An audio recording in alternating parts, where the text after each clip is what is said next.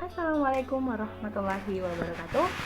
Perkenalkan, nama saya Fitri Sriningsi dari program studi S1 Farmasi Universitas Pendidikan Mandiri Gorontalo. Yap, tujuan saya membuat video ini untuk memenuhi tugas dari dosen pengampu mata kuliah Biokimia Farmasi, yaitu Bu Isti. Hai Ibu. Di sini tujuan saya untuk mereview, menjelaskan kembali tentang materi-materi yang telah dijelaskan beliau dari pertemuan ke-9 sampai pertemuan ke-15. Ada beberapa item, nanti saya akan urutkan berdasarkan pertemuan yang telah dilaksanakan.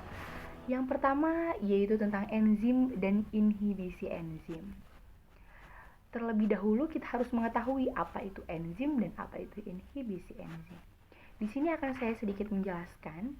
Enzim adalah suatu protein yang mengkatalis reaksi biokimia, bekerja sebagai katalis pada organisme hidup. Proses biologis pun pada seluruh organisme hidup atau makhluk hidup ialah reaksi kimia yang kebanyakan diatur oleh enzim. Pengertiannya, tanpa enzim banyak reaksi kimia yang tidak akan terjadi. Ada pula yang telah dijelaskan yaitu sifat-sifat enzim. Di sini ada 4 item sifat-sifat enzim. Yang pertama yaitu enzim bersifat spesifik atau khusus. Bersifat spesifik atau khusus itu gimana sih? Enzim itu dapat bekerja dan pada suatu substrat. Yang kedua yaitu enzim bekerja pada suhu tertentu. Kemudian yang ketiga, enzim bekerja pada tingkat keasaman atau pH tertentu. Jadi dia diatur, tingkat keasaman pada pH-nya itu diatur. Sistem kerjanya seperti itu. Terus yang terakhir, kerja enzim itu bolak-balik. Di sini ada kata bolak-balik. Maksudnya itu selain dia dapat menghancurkan substrat, dia juga dapat membentuk substrat dari penyusunnya. Seperti itu. Setelah kami membahas tentang enzim tadi, selanjutnya kami akan membahas tentang inhibisi enzim. Di sini inhibisi enzim itu berdasarkan kestabilannya, inhibitor dibagi menjadi 2. Yang pertama inhibitor reversibel, kemudian yang kedua inhibitor irreversibel. Apa sih inhibitor reversibel itu? Inhibitor yang reaksi kimianya berjalan 2 arah. Jadi kalau reversibel dia 2 arah ya. Kalau inhibitor irreversibel yang bagaimana? Yang inhibitor yang reaksinya kimia berjalan 1 arah. Jadi perbedaan antara inhibitor reversibel dan irreversibel itu tadi reaksi kimianya tadi berjalan 2 arah atau 1 arah. Jadi kita harus ketahui kalau yang reversibel itu 2 arah, kalau yang irreversibel itu 1 arah. Gitu. Setelah materi enzim dan inhibisi enzim, kita masuk pada materi DNA dan RNA. Seharusnya kita harus mengetahui dulu dong, DNA itu apa dan RNA itu apa. Tentunya kita akan menjelaskan DNA merupakan materi genetik yang membawa informasi genetik. Dia materi genetik, membawa informasi genetik yang membawa informasi biologis dari setiap makhluk hidup dan beberapa virus. Jadi pengertiannya DNA itu membawa materi genetik di setiap makhluk hidup ataupun virus gitu. Terus kemudian ada fungsi dari DNA. Ada beberapa fungsi dari DNA. Yang pertama yaitu membawa informasi genetik tadi. Kemudian pewarisan sifat dan mengekskresikan informasi genetik, menyintesis makhluk kimia lain, kemudian bereplikasi seperti itu. Setelah kita masuk pada DNA tadi, kita akan masuk pada RNA. Terlebih dahulu kita ketahui apa itu RNA. RNA adalah makromolekul polinukleotida berupa rantai tunggal atau ganda yang tidak berpilihan seperti halnya DNA. Jadi pengertiannya sudah kita ketahui ya. Kemudian kita masuk pada fungsi dari RNA. RNA itu berfungsi sebagai proses sintesis protein dalam sel. Akan tetapi ada fungsi dari RNA lain pada beberapa jenis virus, yaitu berperan seperti bagaimana DNA, yaitu membawa informasi genetik. Jadi fungsi dari RNA itu ada 2, sebagai sintesis protein dalam sel, dan juga ada di beberapa jenis virus yang memiliki DNA, dia berperan seperti RNA, dia berperan seperti DNA untuk membawa informasi genetik. Jadi seperti itu. Jadi setelah tadi kita membahas tentang DNA dan RNA, selanjutnya kita akan membahas sistem sekresi gen. Untuk mengekspresikan informasi genetik, sel melakukan beberapa proses. Yang pertama yaitu transkripsi, yang kedua translasi. Jadi kita harus ketahui dulu ternyata dalam sistem ekspresi gen itu ada 2 proses yang dilakukan ya. Jadi kita harus mengetahui dulu apa itu transkripsi dan apa itu translasi.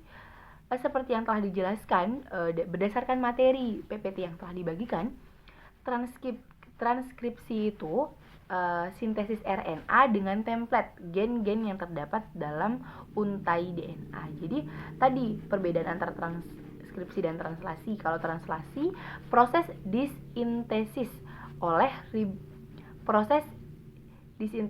oleh ribosom di sitoplasma. Jadi perbedaannya tadi, kalau transkripsi itu adalah sintesis RNA dengan template-template gen yang terdapat dalam untai DNA. Kalau translasi itu adalah proses disintesis oleh ribosom di sitoplasma. Jadi seperti itu. Setelah materi sistem ekspresi gen, kita masuk pada materi keempat, yaitu mutasi gen. Apa sih itu mutasi gen?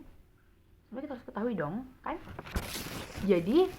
Jadi mutasi gen itu adalah perubahan urutan DNA yang disebabkan oleh kesalahan DNA dalam penyalinan yang dilakukan selama pembelahan sel hingga infeksi oleh virus. Jadi mutasi gen itu ada beberapa macam. Ada yang disebabkan oleh kesalahan DNA dalam penyalinan tadi selama pembelahan sel, ada juga yang disebabkan oleh infeksi oleh virus. Jadi ada beberapa macam ya. Kemudian ada 2 jenis mutasi, ada mutasi gen alami dan ada mutasi gen buatan. Apa sih itu mutasi gen alami? Mutasi gen alami itu adalah mutasi yang disebabkan oleh, istilahnya dia diturunkan oleh oleh orang tuanya ke keturunannya seperti. Jadi itu mutasi alami, dia dari orang tuanya menurun ke anaknya. Kalau mutasi gen buatan itu disebabkan oleh pola hidup, lingkungan, dan lain-lain begitu. Jadi dapat kita ketahui ya, ada jenis-jenis mutasi gen. Yang pertama yaitu tadi mutasi gen secara alami dan mutasi gen secara buatan. Dan perbedaannya sudah sangat jelas tadi saya jelaskan bahwa kalau mutasi gen alami itu disebabkan oleh keturunan. Dia diturunkan oleh orang tua, kemudian diturunkan kepada keturunan-keturunannya. Kemudian kalau mutasi gen secara buatan itu dipengaruhi oleh pola hidup dan lingkungan. Contoh dari mutasi gen secara buatan itu adalah pasien yang mengidap penyakit diabetes mellitus tipe 2. Itu biasanya kebanyakan disebabkan oleh pola hidup seperti itu.